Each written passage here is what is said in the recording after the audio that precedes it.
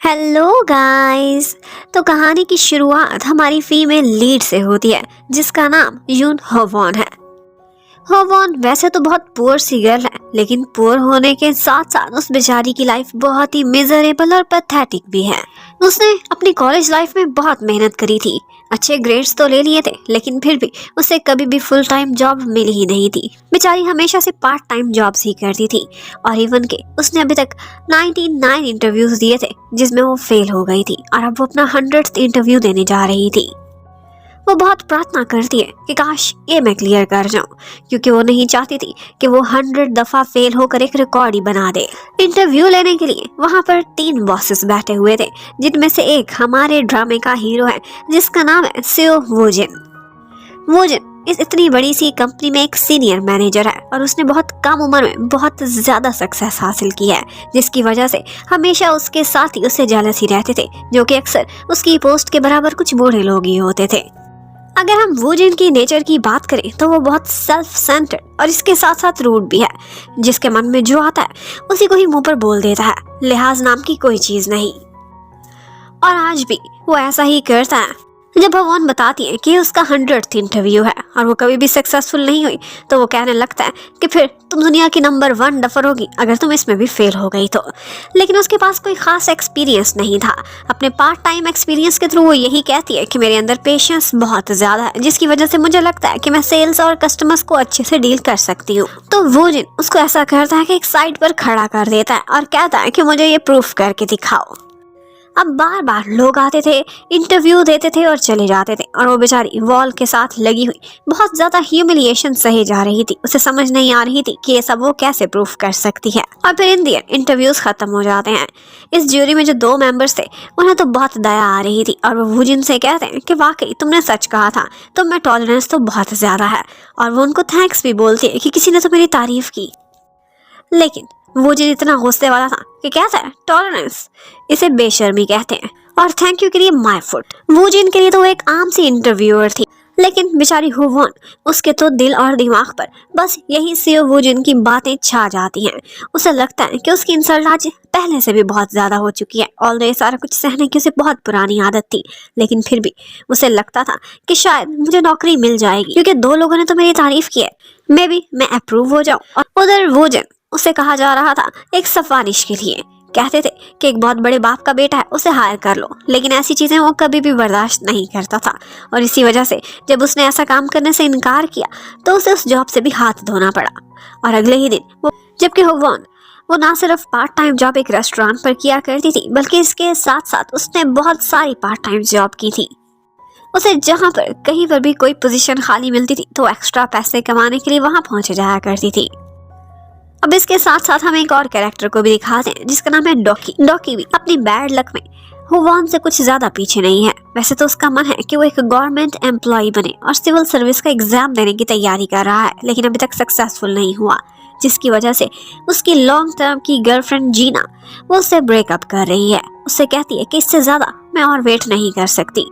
अगर तुम civil service में नहीं जा सकते तो कोई अच्छी जॉब ही कर लो, लेकिन इस तरह से कब तक चलेगा। ये कहती हुई वो उसे ब्रेकअप करके चली जाती है। जबकि हुवॉन को 2 दिनों बाद ही पता चलता है अपनी फ्रेंड्स के थ्रू कि जिस कंपनी में वो इंटरव्यू देकर आई थी वहां पर हायरिंग हो चुकी है, लेकिन उसे तो ईमेल ही नहीं मिली। इसका मतलब है कि वो फिर से रिजेक्टेड है। और थोड़ी देर बाद उसे भी मैसेज मिल जाता है कि उसे हायर नहीं किया गया। अब उसकी आंखों के सामने वुजिन की ही शक्ल आ रही थी कि उसने मुझे बोला था कि मैं नंबर 1 डफर होंगी। इसका मतलब है वाकई ऐसा है, उसने खुद मुझे रिजेक्ट कर दिया है, वरना बाकी के दोनों बॉसेस ने तो मुझे अप्रूव ही कर दिया था। अब वो थोड़ा बहुत ड्रिंक भी कर लेती है और उसका मन करता है कि जाए और एक ट्रक दे मारे उसी बिल्डिंग में जहाँ पर सियो वुजिन काम करता था। अब वो एक दफा जाती तो है, लेकिन डिलीवरी के बहाने उसके ऑफिस तक पहुंचने ही वाली थी कि उसे पता चलता है कि वुजिन तो यहाँ से रिजाइन करके जा चुका है। और ये सुनकर तो उसे और भी रोना आने लगता है कि अगर खुद वही जॉब छोड़कर जा ही रहा था तो जाते जाते मुझे तो क्लियर कर जाता, मुझे जॉब मिल जाती। उसके एक सिंपल से स्टेप से मेरी लाइफ आज बदल चुकी होती। उधर हमें डॉकी को दिखाते हैं। वो बहुत ज्यादा स्ट्रेस में था क्योंकि जीना से बहुत प्यार करता था। वो ब्रेकअप के बाद बहुत ज्यादा ड्रिंक कर लेता है और उसके बाद उसे नींद नहीं आ रही थी तो स्लीपिंग पिल ले लेता है, लेकिन एक नहीं बल्कि उसने पूरा पैक ही खा लिया था। हुवॉन को दिखाते हैं, वो भी ड्रिंक कर चुकी थी। ब्रिज पर खड़ी होकर अपने मन की बातें ही कर रही थी कि इतने में उसे एक कॉल आती है उसके एम्प्लॉयर की तरफ से, जो कि लेट आने पर उसे डांट रहा था। वो जवाब में आज उस पर चिल्लाने लगती है कि इतने में उसका पैर फिसलता है और बस वो नीचे रिवर में गिर चुकी थी। थोड़ी देर बाद उस बेचारी को हॉस्पिटल पहुंचा दिया गया था।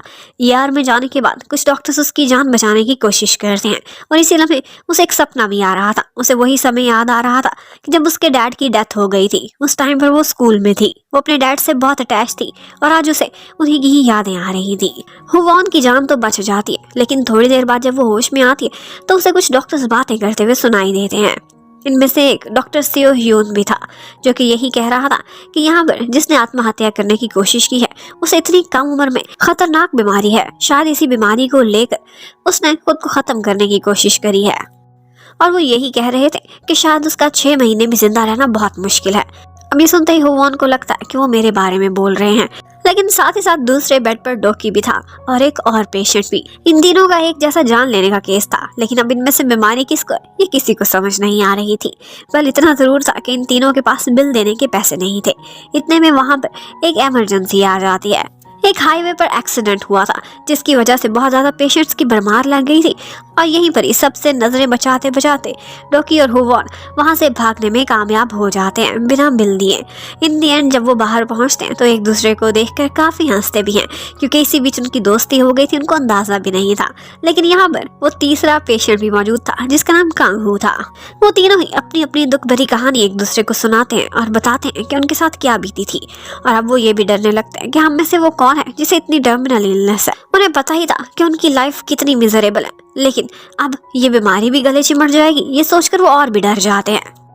अब वो दोनों वहां से जाकर ब्रिज किनारे खड़े हो जाते हैं और अपने अपने मन की हर दुख भरी कहानी वहां पर ऊंची ऊंची बोल रहे थे कि इतने में रेस्क्यूअर्स को कोई फोन कर देता है। वो लोग वहां पहुंच जाते हैं, इवन के कैमरा वाले भी, जो उन्हें पकड़ने की और रोकने की कोशिश कर रहे थे। और वो बेचारे कैमरे पर ना आने के लिए अपनी इज्जत बचाते हुए वहां से सर पर पाँव रखते हुए दौड़ लगा देते हैं। बेचारी हुवॉन की तो जूती भी वहीं छूट गई थी। जबकि डॉक्टर सेओ ह्यून को जैसे ही पता चलता है कि मेरे पेशेंट यहाँ से भाग गए थे, वही तीनों जो अपनी जान लेने की कोशिश कर रहे थे, तो उसे ये कहानी काफी इंटरेस्टिंग लगने लगती है।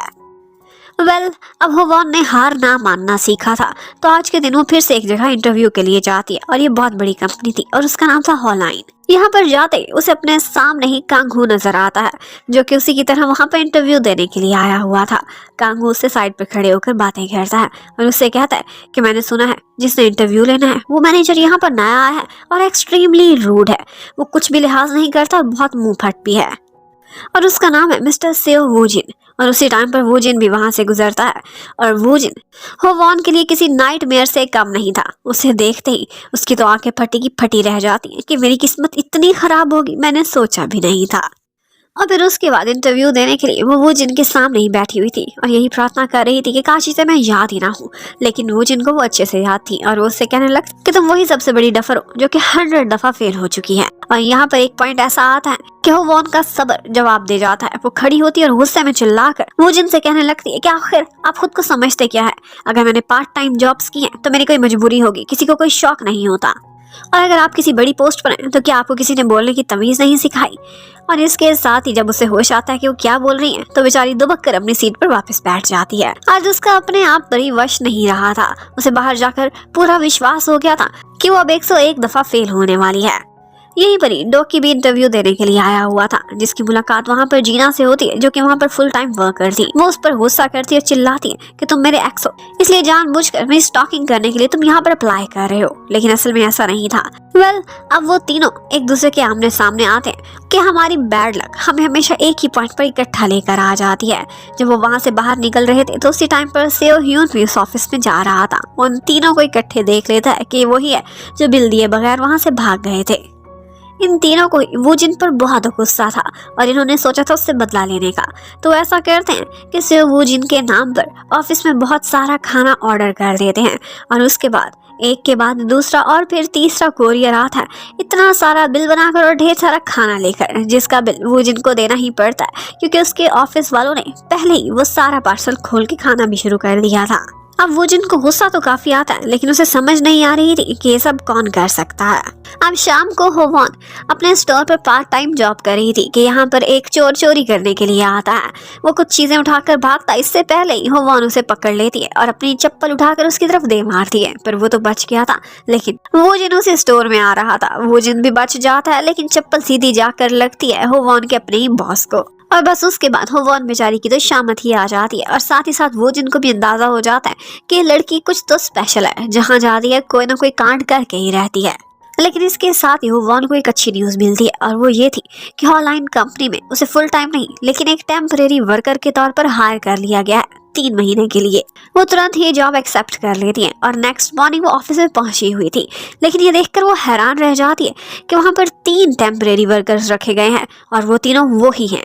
कांगू और डोकी भी उसके साथ ही थे। और फिर इसके साथ ही हमें पता चलता है कि उनका वहां पर इकट्ठे होना और इकट्ठे जॉब मिलना कोई इत्तेफाक नहीं था। उसके पीछे सेओ ह्यून का हाथ था। एक्चुअली सेओ ह्यून इस इतनी बड़ी हॉलाइन कंपनी के ऑनर का बेटा है, लेकिन कभी भी वो किसी के सामने नहीं आया था। एक सीनियर मैनेजर पार्क है, सिर्फ उन्हीं से ही वो अकेले में मुलाकात करता है और उनसे कहता है कि इन तीनों को यहाँ पर हायर कर लिया जाए उसकी स्पेशल रिक्वेस्ट पर, और वो भी टेम्परेरी वर्कर के तौर पर। वो उनको एक चांस देना चाहता था क्योंकि उसे उन पर दया आ रही थी। इतने में जब वो तीनों इकट्ठे बैठे हुए थे तो वहाँ पर उनको एक लड़की मिलती है जो कि बहुत स्वीट थी। एक्चुअली वो वहाँ के डायरेक्टर की सेक्रेटरी थी, जो कि उनसे फौरन ही घुल मिल जाती है, और इसके साथ साथ सारे बॉसेस का और सब एम्प्लॉयज का उनसे इंट्रोडक्शन भी करा देती है। सबकी क्या क्वालिटीज हैं, कौन किस तरह का काम करता है और कौन कितना चालाक है, उन्हें सारी इन्फॉर्मेशन मिल गई थी। वो लड़की गॉसिप्स में माहिर थी। अब पहले ही दिन उनके ऑफिस में एक कांड हो जाता है। पता चलता है कि सेल्स को लेकर एक लेडी कंप्लेंट कर रही है, और वो लेडी गुस्से की इतनी तेज है कि वो किसी का कोई लिहाज नहीं करती। जो भी उसे मनाने या बात करने के लिए जाता है तो वो उसका फेंट कर बुरा हाल कर देती है। इसी वजह से वहाँ का एक टीम लीडर उससे काफी डरा हुआ था, और वो ये काम किसी और को देने की कोशिश करता है। और यहाँ पर कोई हिम्मत करता है तो वो थी होवॉन, जिसको हमेशा से अब्यूसिव कस्टमर से बात करने की बहुत हिम्मत थी। अब जैसे ही टीम लीडर ली अंदर जाता है तो वो लेडी उसकी तो फैंटी लगाना शुरू कर देती है। बहुत मुश्किल से होवॉन बीच बचाव कराती है, उनको बाहर भेजती है और उसके बाद उससे डील करने लगती है। अब बस अंदर से मारपीट की ही आवाजें आ रही थी। उस लेडी ने जी भर के अपना सारा गुस्सा होवॉन पर निकाल दिया था, और उसके बाद वो उससे यही कहने लगती है कि तुम में इतनी हिम्मत कैसे है, तुम में इतनी बर्दाश्त कहाँ से आई। और वो बताती है कि मेरी लाइफ कितनी मिजरेबल है, 100 अटेम्प्ट्स के बाद मुझे ये जॉब मिली है। और ये सुनते ही वो लेडी भी रोने लगती है और कहती है कि मैं भी 100 ब्लाइंड डेट्स पर गई हूँ और वो सारी ही फेल रही हैं। इसका मतलब है तुम्हारी और मेरी लाइफ तो बिल्कुल एक जैसी है। वो दोनों एक दूसरे का दुख समझ सकती थी, गले लगकर रोती है। और उसके बाद जब वो लोग बाहर आते हैं तो वो लेडी कहने लगती है कि होवॉन की वजह से मेरी यहाँ पर सेटलमेंट हो गई है और मैं अपनी कंप्लेंट वापस ले रही हूँ। सारे होवॉन का ये टैलेंट देखकर हैरान रह जाते हैं। अब उसके बाद होवॉन अपने कुछ सीनियर एम्प्लॉयज के साथ आज एक डिनर पर जाती है, जो कि कंपनी की तरफ था एक कॉन्ट्रैक्टर के साथ। यहाँ पर उसने काफी ड्रिंक कर लिया था, और फिर उसके बाद वो एक सीन देखती है, और वो ये था कि उनका सीनियर मैनेजर पार्क अपने सब कॉन्ट्रैक्टर से ना सिर्फ वहाँ का बिल दिलवा रहा था, बल्कि उनसे रिश्वत भी ले रहा था, गिफ्ट्स भी लिए थे बहुत एक्सपेंसिव टाइप के। यहाँ पर कांगो को एक कॉल आती है, और वो थी डॉकी की। डॉकी उससे कहता है फिजिकल एग्जामिनेशन कराया है, मुझे वो बीमारी नहीं है जिसका जिक्र वो डॉक्टर कर रहे थे। और साथ ही साथ कांगो कहता है कि मैंने भी अपना चेकअप कराया है और मुझे भी वो बीमारी नहीं है। तो इसका साफ मतलब है कि वहां पर जो तीसरी पेशेंट थी वो होवॉन थी, और उसे ही वो टर्मिनल इलनेस है। वो सिर्फ 6 महीने की मेहमान है, उसके बाद वो इस दुनिया से चली जाएगी। कांगो और डॉकी ये बात सीक्रेट रखना चाहते थे, लेकिन ये सारा कुछ पीछे खड़ी होवॉन सुन चुकी थी, जो कि बहुत ज्यादा सैड हो जाती है। और फिर इसके साथ ही उसने फैसला किया था कि वो यहाँ से रिजाइन कर लेगी, क्योंकि वो किसी के रास्ते की रुकावट नहीं बनना चाहती थी। उनमें से सिर्फ एक को ही इस टर्म के खत्म होने पर फुल टाइम रख लिया जाएगा। लेकिन उसके हाथ में रेजिग्नेशन लेटर वहां पर वो जिन देख लेता है, जो कि ओवर टाइम कर रहा था, और उससे कहने लगता है कि तुमने यहाँ जॉब ही क्यों की थी अगर तुमने रिजाइन करना था तो। और साथ ही साथ उसे पता चल जाता है कि तो ड्रंक होकर बैठी है। उसे बहुत सारी बातें भी सुनाता है कि ड्रंक होकर रिजाइन कर रही थी, तुम्हें जरा शर्म नहीं आती। और हमें पता चलता है कि सीनियर मैनेजर पार्क और उसके सामने उसका राइवल हमेशा से वो जिन ही होता था। इन दोनों की आपस में बिल्कुल भी नहीं बनती थी। इसकी वजह ये थी कि मैनेजर पार्क एक्चुअली वो जिन से बहुत जेलस था। हुआ ने रिजाइन देने का फैसला किया था, लेकिन बाद में उसे सेक्रेटरी की बातों से लगने लगता है कि उसे रिजाइन नहीं देना चाहिए, क्योंकि ऐसे मौका पर जब उनके ऑफिस में बहुत क्रिटिकल टाइम चल रहा है और वो जिनके राइवल मिस्टर पार्क के लिए बहुत टफ टाइम है। मिस्टर पार्क ने स्पेशली उन तीनों को हायर किया था और वो मिस्टर पार्क को लेट डाउन नहीं कर सकती क्योंकि उनकी एक इम्पॉर्टेंट एग्जीबिशन भी आगे आने वाली है। लेकिन वो क्या करती, रेजिग्नेशन लेटर तो किसी न किसी तरह फाइल्स के बीच वो जिनके टेबल पर जाकर पहुंच चुका था। अब वो जाती है और चोरी चोरी वो जिनकी टेबल से वो लेटर उठाने के लिए बहुत बहाने बनाती है, उसको ड्रिंक्स भी प्रेजेंट करती है। लेकिन उसका दाव नहीं लग रहा था क्योंकि वो जिनकी आंखें बहुत तेज थी, वो हर चीज पर नजर रखता था। उसकी कोशिश थी कि इतने सारे जूसेस पिएगा फिर बार बार वॉशरूम जाएगा, शायद इसी बीच वो लोग वहां से लेटर चुरा लेंगे। जबकि हमें डोकी की लाइफ को दिखाते हैं तो जीना हमेशा इस पर गुस्सा करती थी और कहती थी कि तुम्हें मैं छोड़ चुकी हूँ, मुझे क्यों रोजाना रोजाना तुम्हारी शक्ल देखनी पड़ती है और प्लीज मेरी केयर ना करना। ऑफिस में किसी को पता नहीं चलना चाहिए कि हम दोनों एक्सेस हैं। अब होवॉन को ज्यादा काम की वजह से ओवर टाइम करना पड़ रहा था और यहाँ पर वो जिन एक दफा जाते जाते फिर भी उसे बोली लगा कर जाता है क्योंकि उसने जो पोस्टर लगाया था वो भी थोड़ा टेढ़ा था। अब वो सबसे पहले अपने शोरूम में जाती है जहाँ पर उनकी कंपनी के बहुत सारे फर्नीचर आइटम्स पड़े हुए थे। यहाँ पर वो एक बेड और रूम की सेटिंग देखती है तो सोचने लगती है कि बिल्कुल मेरे सपनों जैसी है, काश ऐसी ही कंफर्टेबल लाइफ और कमरा मेरा भी होता। वो जाती है और एक दफा उस बेड पर जाकर देखती है और वो इतनी थकी हुई थी कि उसे तुरंत ही नींद आ जाती है। इतना नरम बेड उसने आज से पहले कभी यूज नहीं किया था। अब नेक्स्ट मॉर्निंग डोकी और कंगू दोनों उसे बार बार कॉल लगा रहे थे लेकिन कोई फोन ही नहीं उठा रहा था। उन्हें फिक्र होने लगती है कि पता नहीं बेचारी होवॉन के साथ क्या बना होगा। अब उनकी एग्जीबिशन तो स्टार्ट हो चुकी थी और वो लोग एक कस्टमर को वही बेड चेक करा रहे होते और कंबल हटाने पर वहां पर होवॉन सोई हुई पाई जाती है। ये देखते ही उन सारे लोगों को बहुत शर्म आती है लेकिन डोकी किसी तरह से कवर करने की कोशिश करता है और कहता है कि इस बात का प्रूफ है कि बेड इतना कंफर्टेबल है कि इस पर लेटते ही नींद आ जाती है।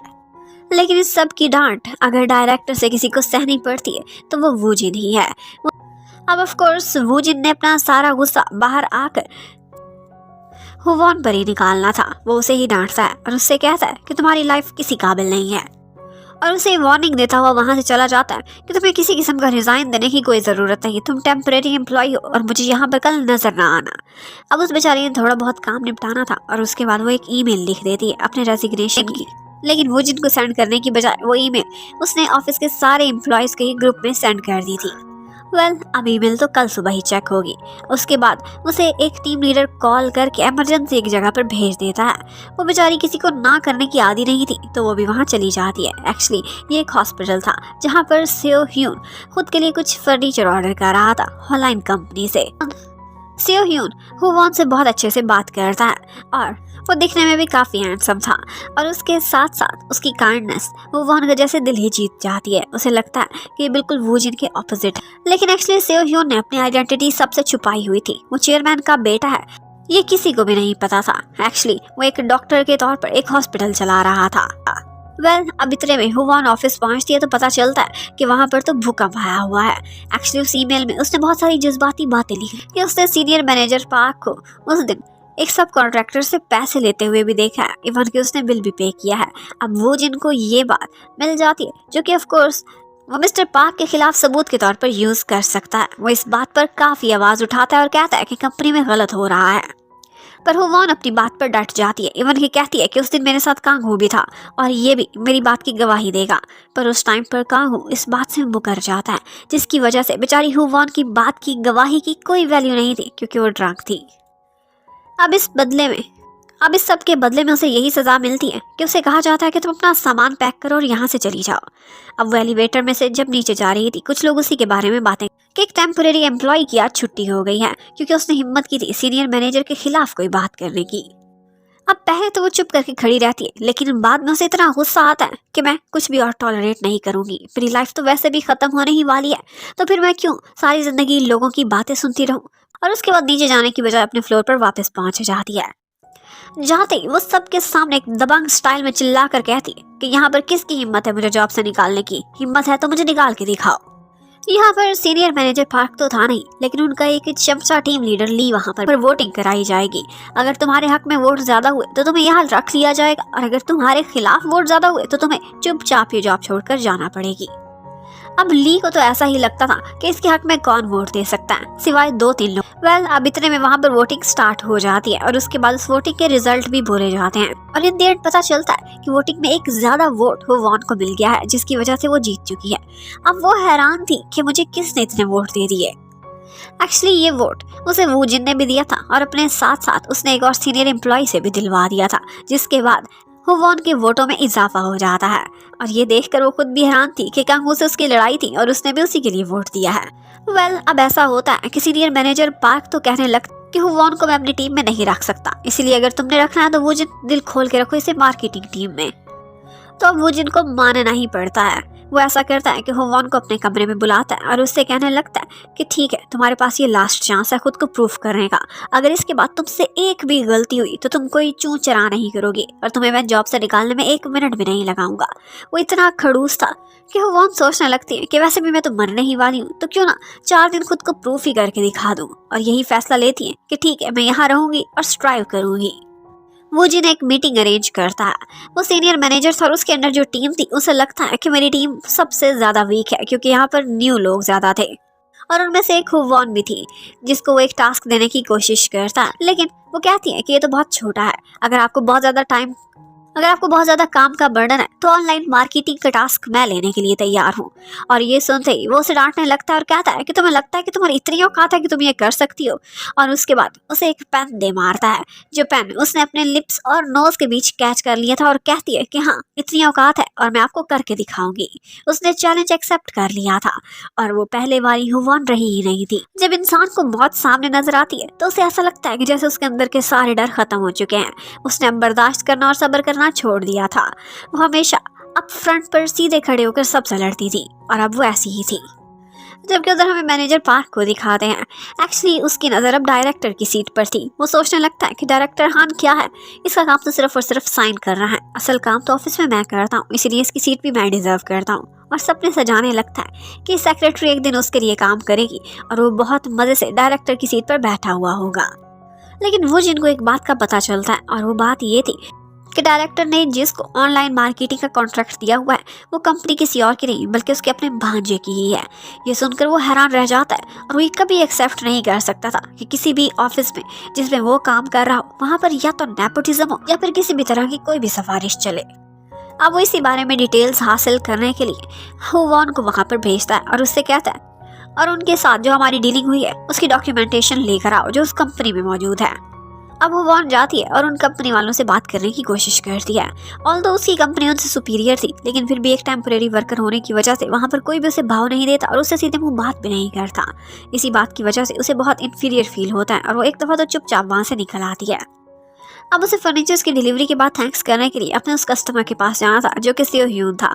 अब वो जैसे ही वहाँ पर जाती है तो एक स्केलेटन को देखते उसे वूजिन से दोबारा से डांट पड़ती है, जो उसे कहता है कि तुम्हें सिर्फ और सिर्फ बहाने चाहिए, तुम्हें पता होना चाहिए कि तुम्हें वो डॉक्यूमेंटेशन कैसे निकालनी है। इस हर बात का जवाब मैं तुम्हें नहीं दूंगा। अब वो ऐसा करती है कि अपनी लैंड लेडी के कुछ कपड़े चुरा लेती है जो कि ब्रांडेड और बहुत एक्सपेंसिव थे और सीधे ही चली जाती है उस छोटे से ऑफिस में और अपनी फुल टाइम एक्टिंग स्टार्ट कर देती है। चीज़ें गिराती है और गुस्सा करती है, कहती है कि तुम्हें लगता है कि मेरी सीधी बात समझ नहीं आई थी, अब मुझे अपने असली रूप में आना ही पड़ा है। मैं सिर्फ वहाँ पर एक टेम्परेरी वर्कर नहीं हूँ बल्कि मैं डिस्गस्ट में थी। मैं तुम्हारी कंपनी के प्रेसिडेंट की भांजी हूँ और अगर तुमने अभी के अभी मुझे डॉक्यूमेंट्स ना दिए तो उसके बाद तुम्हारी खैर नहीं। और वो आदमी क्या करता, उसकी एक्टिंग इतनी दबंग थी कि वो तुरंत ही वो डॉक्यूमेंट्स उनके हवाले कर देता है और उसके बाद वो यही डॉक्यूमेंट्स जाकर वूजिन को भी दिखा देती है। और इसके साथ साथ उसने एक नया मार्केटिंग का प्लान भी बनाया था जो कि वाकई इम्प्रेसिव था। ये देखकर वूजिन फर्स्ट टाइम उससे इम्प्रेस हुआ था और उसने कहा था कि ये वाकई इस काबिल है कि कुछ खुद को प्रूफ कर सकती है। अब उसके बाद वो लोग इकट्ठे पूरी की पूरी टीम डिनर पर जाती है जहाँ पर वूजिन भी था। यहाँ पर एक वेट्रेस उनको खाना सर्व करती है तो हुवॉन उससे डिश पकड़कर खुद ही सबके सामने प्लेट्स रखने लगती और इसी बीच इन देर उनको ये भी कह देती है कि अपना खाना जरूर एंजॉय करना। एक्चुअली उसने इतनी ज्यादा ये पार्ट टाइम जॉब की थी कि सभी हंसने लगते हैं और कहते हैं कि तुम तो हर फन मौला लगती हो, कौन सा ऐसा काम है जो तुम करना नहीं जानती। अब इसी डिनर के बीच वो डोकी से क्वेश्चन करने लगता है कि तुम्हारा मेजर किसमें है और मुझे याद नहीं आ रहा कि मैंने तुम्हारा इंटरव्यू लिया था। तो डोकी उनसे कहता है कि उस दिन मैं लेट हो गया था और मेरा इंटरव्यू मिस हो चुका था। ये सुनते ही वूजिन की तो कान खड़े हो जाते हैं और वो कहने लगता है कि बिना इंटरव्यू के तुम कैसे हायर हो सकते हो, क्या तुम कनेक्शन से आए हो। और उसके बाद वो HR डिपार्टमेंट से जाकर इनके सारे डॉक्यूमेंट्स निकलवा देता है और कहता है कि किसने इनको नंबरिंग दी और किन पॉइंट्स की बेस पर ये तीनों यहाँ पर हायर हुए हैं। और उसे पता चलता है कि सीनियर मैनेजर पार्क ने इनको स्पेशली हायर किया है। इसका मतलब है कि इन तीनों को यहाँ पर स्पेशली रखना, इसके पीछे कोई ना कोई रीजन है, कोई तो है जो इनकी सिफारिश कर रहा है। अब यही बात वो जाकर मैनेजर पार्क से पूछता है और उससे काफी लड़ाई भी करता है, लेकिन मैनेजर पार्क कहता है कि मैं उम्र में तुमसे ज्यादा हूँ, इसलिए मुझसे इज्जत से बात करो। तुम पोस्ट में बेशक मेरे बराबर हो, लेकिन उम्र ज्यादा होने की वजह से मेरा तुमसे तजुर्बा ज्यादा है और मैंने इनकी CV चेक की थी। मुझे लगता था कि ये लोग डिजर्विंग है, इसलिए मैंने रख लिया और तुम मुझ पर उंगली नहीं उठा सकते। लेकिन ऑफ कोर्स पार्क की दाढ़ी में तिनका तो था, इसी वजह से वो खुद को प्रूव करने की कोशिश करता है। उन तीनों को सामने बिठाकर कहता है कि इनकी शक्लें देखकर लगता है कि कोई सिफारिश करा सकते हैं या रिश्वत दे सकते हैं। बेचारे के पास खाने के तो पैसे नहीं हैं और खुद से ही उनकी क्वालिटीज उसको बताने लगता है। दोनों बॉयज में तो उसे कोई ना कोई क्वालिटी बताने को मिल जाती है, लेकिन जब हुवॉन की बारी आती है तो कहने लगता है कि लड़की बिल्कुल घास जैसी है, इसे जितना काटो दोबारा उतनी ही उग जाती है। ऐसे भी कुछ एम्प्लॉयज ऑफिस में होने चाहिए और इसी वजह से मैंने इसको हायर कर लिया। और फिर उसके बाद वो सीधा सेओ ह्यून से भी मिलने के लिए जाता है और कहता है कि वो जिन मेरे लिए काफ़ी दिक्कत क्रिएट कर रहा है। पर सेओ ह्यून उसे बहुत भीगी भीगी बातें लगा देता है और कहने लगता है कि अगर इस तरह के मामलात में तुम मेरे पास लेकर आओगे तो इसका मतलब है कि तुम कैपेबल ही नहीं हो, अपने प्रॉब्लम्स को खुद ही सुलझाना सीखो। लेकिन उसके बाद वो लोग उनको प्रूफ करने के लिए एक टास्क दे देते हैं और वो ये है कि उन्होंने एक फैक्ट्री के ऑनर के पास जाना है जिसकी बहुत क्वालिटी प्रोडक्ट्स होती थी, लेकिन उसके पास इतना रश होता था कि उसने कभी भी हॉलाइन कंपनी का कोई भी ऑर्डर नहीं पकड़ा था। अब वो लोग उस फैक्ट्री ऑनर के पास चले जाते हैं। वो पहले तो बहुत स्वीट से अंकल लग रहे थे, लेकिन जैसे ही उनको पता चलता है कि ये लोग हॉलाइन से आए हैं तो बस जूते मारने की कसर रह गई थी। वो उनको धक्के मार के वहाँ से बाहर निकाल देते हैं और कहते हैं कि आंदा मुझे शक्ल ना दिखाना, लेकिन उन्होंने भी हार मानना नहीं सीखा था। वो बार बार आते हैं, उनका दिल जीतने के लिए उनकी हेल्प करने लगते हैं। जबकि उधर वो जिनको अपने एक खबरी के थ्रू पता चलता है कि सीनियर मैनेजर पार्क आजकल एक आदमी से मिल रहा है जो कि सेओ ह्यून था। वो कहने लगता है कि दिखने में तो एक मामूली सा डॉक्टर है, लेकिन कोई ना कोई रीजन है, तभी तो पार्क अक्सर इससे मिलने के लिए जाता है। और फिर उसके बाद हमें कंपनी के चेयरमैन को दिखाते हैं जिन्होंने मैनेजमेंट से आजकल खुद को अलग किया हुआ था, लेकिन फिर भी उन्हें एक एक मेंबर की खबर थी कि कौन कहाँ है और क्या काम करता है। और वो जिनको भी अपने पास बुलाकर आज उससे एक स्पेशल मीटिंग भी करते हैं। एक्चुअली ये सेओ ह्यून के डैड थे। जबकि उधर आज डोकी के पर्स में एक दफा हुवॉन की नजर पड़ जाती है और उसे पता चल जाता है कि जीना उसकी एक्स गर्लफ्रेंड है और इसीलिए उसे समझ आ जाती है कि वो अक्सर उसकी कितनी केयर किया करता था। अब अगले दिन दोबारा उस अंकल का दिल जीतने के लिए वहां पर पहुंच जाते हैं, लेकिन वो उनकी बात ही नहीं सुन रहे थे। वो जाते जाते उनको रोकती है। उनको पकड़ने की कोशिश में उन अंकल बेचारे की शर्ट ही फट गई थी। उससे पहले जो थोड़े बहुत 1-2% चांसेस थे अब वो भी खत्म हो चुके। अब वो तीनों यही सोचे हुए थे कि हम तो एक फेलियर है और उसके बाद हमारी इस ऑफिस में बैंड बजने वाली है। अब नेक्स्ट मॉर्निंग वो लोग जैसे ही वहां पहुंचे हुए हो तो उन्हें लग रहा था कि हम जल्दी यहाँ से फारिग होने वाले हैं। और इसी बात पर वो जिन जब उनसे बात कर रहा होता है तो तुरंत ही हुवॉन के नाम एक कॉल आती है और वो कॉल उसी फैक्ट्री वाले अंकल की तरफ से थी जो कि उसे कह रहे थे कि तुमने मेरी शर्ट के बटन खोल दिए, तोड़ दिए और उसके बाद तुमने मुझे कुछ सिम्टम्स बताए जिसके थ्रू पता चला कि उनको एक लीवर की रेयर बीमारी है जो कि हुवॉन के डैड को भी थी और उसी की वजह से उन अंकल की जान बची है। तो वो कॉन्ट्रैक्ट लेने के लिए यस कर देते हैं। अब वो जिन जो थोड़ी देर पहले उसे निकालने वाला था वो दोबारा उससे इम्प्रेस हो जाता है और वो तीनों वहां पर दोबारा काम करना स्टार्ट कर चुके थे। अब नेक्स्ट डे जीना थोड़ी सी बिजी बैठी हुई थी जिसकी वजह से वो एक परचेज ऑर्डर को बिना पढ़े 1000 कुशन्स के ऑर्डर पर साइन कर देती है, लेकिन उसे ये अंदाजा नहीं था कि ये उसके लिए मुसीबत बनने वाली है। जबकि एक दफा सेओ ह्यून उसी के ऑफिस के बाहर आता है, उसे कुछ काम था और यहाँ पर सेओ ह्यून का और हुवॉन का आमना सामना होता है। वो उससे काफी देर बातें भी करता है और उसके बाद हुवॉन उसे सी ऑफ करने के लिए भी जाती है। जबकि जीना को जैसे ही वो मुसीबत गले पड़ती है तो यहाँ पर डोकी आगे बढ़ता है और कहता है कि तुम कोई भी इल्जाम खुद पर ना लो, मैं खुद को तुम्हारे लिए सेक्रीफाइस करने को रेडी हूँ। लेकिन हुवॉन सोचने लगती है कि डोकी बेचारी के पास तो अभी लाइफ बची है, मैं तो वैसे भी मरने वाली हूँ, ये जॉब तो छूट ही जाएगी तो क्यों ना इल्जाम मैं खुद के ऊपर ले लूँ। वो जाती है और वो जिन के आगे कहने लगती है कि ऑर्डर मेरी गलती की वजह से हुआ था। वो पहले तो उसे बहुत ज्यादा डांटता है और उसके बाद कहता है कि याद है ना, मैंने तुम्हें बोला था कि एक और गलती और तुम्हें फायर कर दिया जाएगा, तो अपना सामान उठाओ और यहाँ से चली जाओ। और बस फिर बेचारी के साथ ऐसा ही होता है। वो अपना सामान पैक करती है और वहाँ से चली जाती है। अब आगे जाकर उसे एक गेमिंग पॉइंट दिखता है जहाँ पर खड़ी होकर वो एक हैमर से बहुत सारे कीड़ों को पीट रही थी और यहाँ पर एक्चुअली वो सारा गुस्सा वो जिन पर निकाल रही थी। उसे हर कीड़े में बस वो जिन की शक्ल ही दिख रही थी।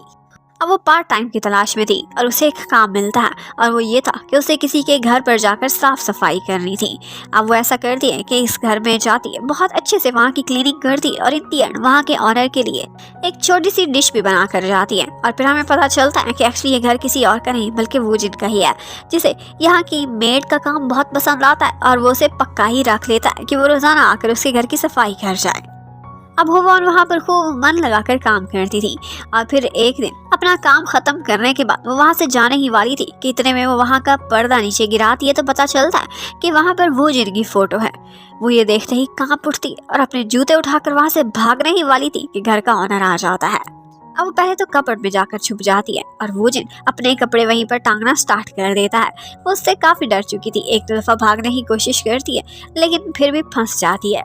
अब वो जिन बिल्कुल रिलैक्स स्टाइल में एक चड्डी और बनियान में अपने घर में मजे से फिर रहा था कि इतने में उसे किसी फोन की बेल की आवाज सुनाई देती है। वो समझता है कोई चोर है, वो तुरंत ही वाइपर उठाता है और फिर आगे जाकर तलाशी लेना स्टार्ट कर देता है। वो तो इतना डरा हुआ था कि उसकी टांगे भी कांप रही थी, लेकिन उससे भी ज्यादा कोई और डरा हुआ था और वो थी होवॉन। और इस तरह से उन दोनों का इस हालत में आमना सामना होता है कि होवॉन को देखकर वो जिन डर गया था और वो उसे देखकर डर चुकी थी।